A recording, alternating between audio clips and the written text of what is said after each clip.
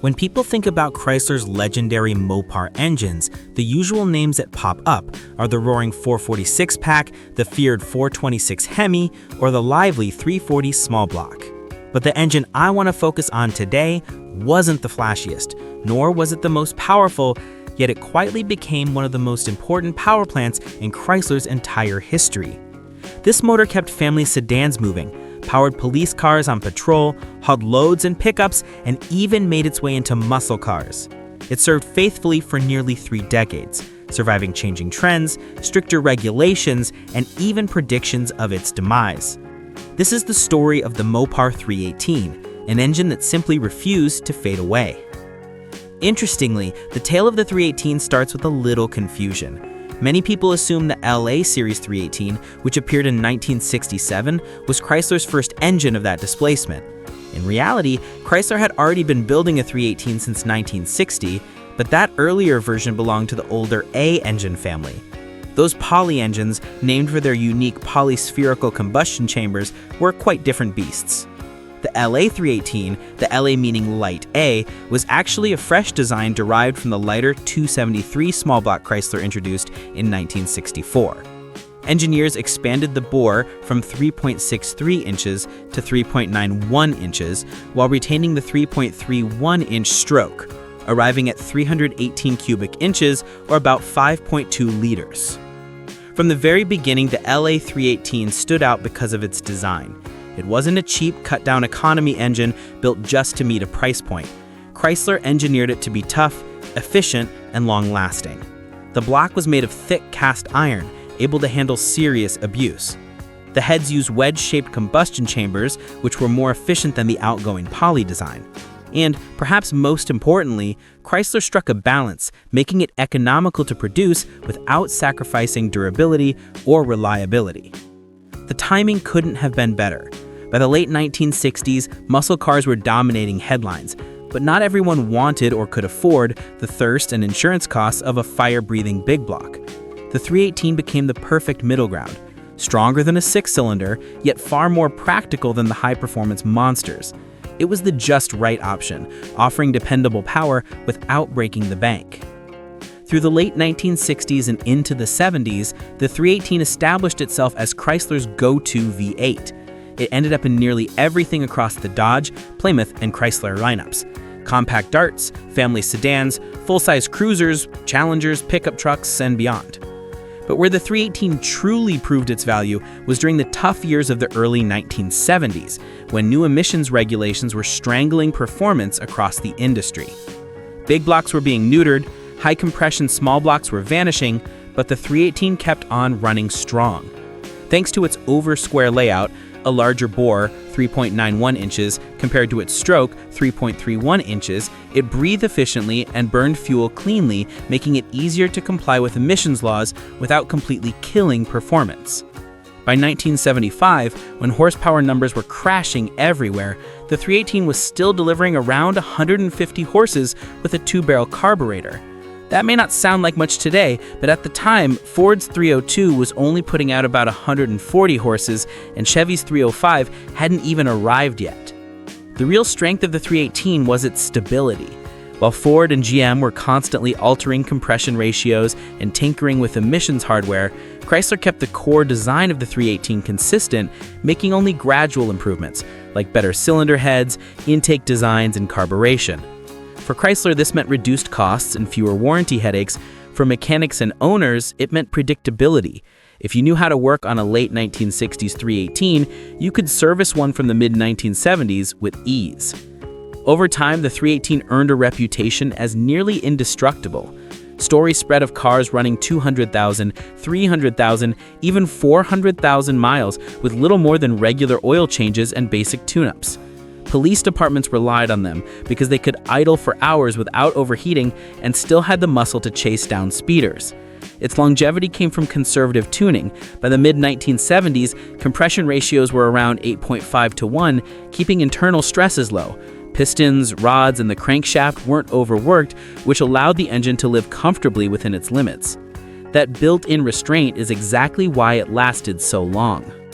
When Chrysler introduced throttle body fuel injection to the 318 in the early 1980s, It completely changed how the engine behaved. No longer did owners have to deal with the cold start struggles that plagued carbureted setups, or the annoying hesitation caused by lean carburetor tuning to meet emission standards. With fuel injection, the 318 started cleanly, idled smoothly, and delivered crisp throttle response no matter the conditions.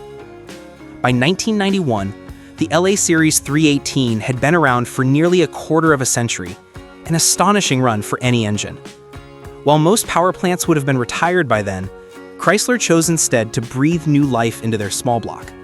That led to the introduction of the Magnum 318 in 1992. Calling it a simple update doesn't really do it justice, because while the bore and stroke dimensions, 3.91 by 3.31 inches, remained the same, nearly everything else was new. The Magnum used multi-port fuel injection rather than a single throttle body injector. Each cylinder got its own injector mounted near the intake port, which greatly improved fuel distribution and combustion efficiency. The cylinder heads were redesigned with larger valves, better-shaped ports, and refined combustion chambers. A fresh aluminum intake manifold with longer runners improved torque at low RPM while still allowing the engine to breathe freely at higher speeds. Internally, Chrysler fitted a more aggressive camshaft, stronger connecting rods, new pistons designed for regular unleaded fuel, and a more precisely balanced crankshaft. The improvements paid off. The Magnum 318 produced 230 horsepower and 300 pound-feet of torque, numbers that rivaled or even surpassed many muscle car-era V8s. And it did this while meeting strict 1990s emission standards and delivering far better fuel economy than its predecessors. The engine quickly became a workhorse in Dodge Rams, Jeep Grand Cherokees, Dakotas, and more. It was exactly what the growing truck and SUV market of the 1990s needed: strong, smooth, and dependable. One of the 318's greatest legacies, though, was its roles in law enforcement and commercial fleets. For decades, police departments across the country relied on it. Patrol cars endure brutal use, long hours idling, sudden bursts of high-speed driving, and constant operation in extreme weather. The 318 thrived in those conditions.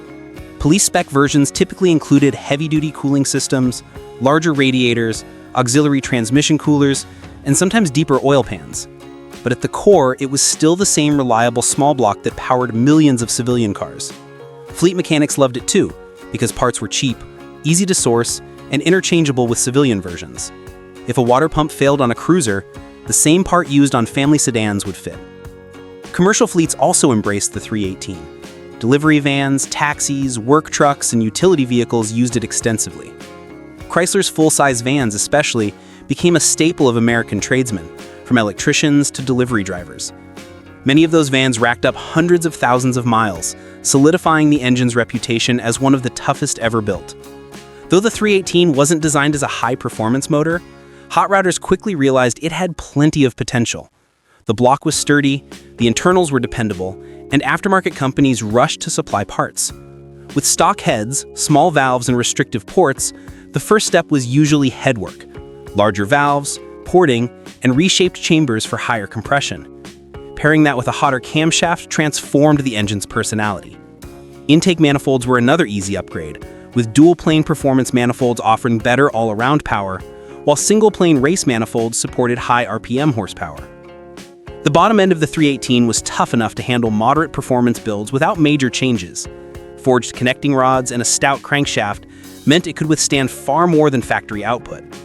With the right combination of ported heads, a performance cam, headers, a 4-barrel carburetor, and a good intake, the 318 could make 300 to 350 horsepower reliably. More aggressive setups with higher compression and racing components could push it even further. The beauty was that upgrades could be done step by step, making it a favorite for budget-minded enthusiasts. Production of the Magnum 318 ended in 2003, closing the chapter on a remarkable run that stretched from the late 1960s to the early 2000s. Over those 4 decades, Chrysler built millions of them, powering everything from family sedans and work trucks to SUVs and police cruisers. Even after production stopped, the lessons learned from developing and refining the 318 influenced Chrysler's later V8s. Durability, conservative engineering, and real-world usability over headline-grabbing numbers, those principles came directly from the 318's legacy. And yet the story didn't end when the assembly lines shut down. To this day, countless 318s are still on the road. Some have over 400,000 miles on original internals, still running reliably. Others have been built into hot rods, drag racers, or weekend toys. And many still sit in scrapyards ready to donate parts to keep others alive. What made the 318 special wasn't flash or brute force. It wasn't the most powerful or the most advanced engine of its time. What set it apart was its blend of qualities: tough construction, conservative tuning, affordability, and a design that favored longevity over short-lived performance spikes. In an industry often obsessed with chasing the next big thing, the 318 stood as proof that simplicity and solid engineering could outlast the hype.